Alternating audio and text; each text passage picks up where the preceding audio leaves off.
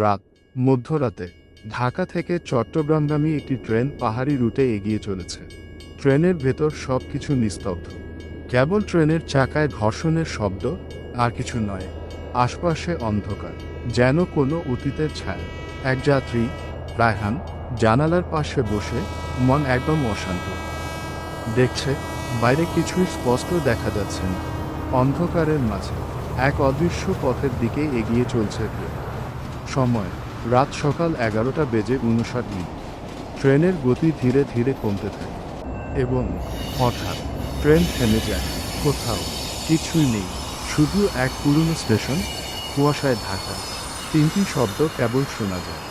দুপুর 12:01। রায়হান জানালার কাজ ঘষে। স্টেশনটা যেন পুরনো কবরের মতো।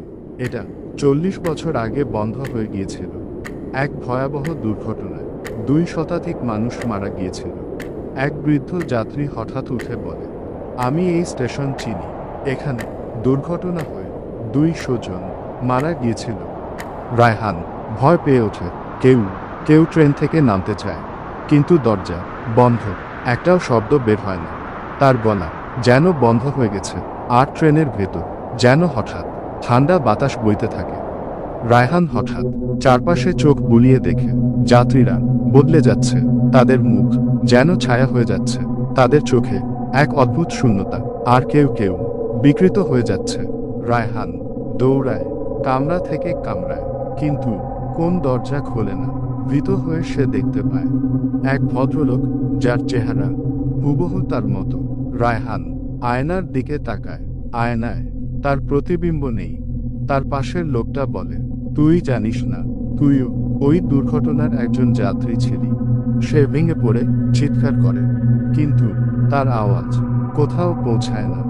ট্রেন আবার চলতে শুরু করে এবং রায়হান তার আশপাশে কিছুই দেখতে পায় না, কেবল ঘূর্ণায়মান অন্ধকার। এটা কোনো সাধারণ ট্রেন নয়। এটি সেই ট্রেন যেখানে মৃতেরা আটকা পড়েছে এবং কখনো বের হতে পারবে না। রায়হান বুঝে যায় এটা তার শেষ যাত্রা। যাত্রীরা সবাই মৃত, তাদের আত্মা এই ট্রেনের মধ্যে বন্দী। ট্রেন আবার চলতে শুরু করে এবং একসময় অন্ধকারে মিলিয়ে যায়। রায়হান বুঝতে পারে এই ট্রেন কোনো দিন ছিল না। স্টেশনটি ছিল শুধুই স্মৃতি।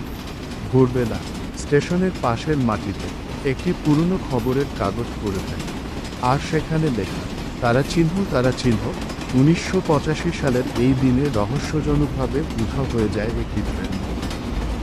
ঘড়ির কাঁটা থেমে আছে। দুপুর 12:01 এবং সময় এখনো সেই জায়গায়। এই ছিল অন্তিম যাত্রী।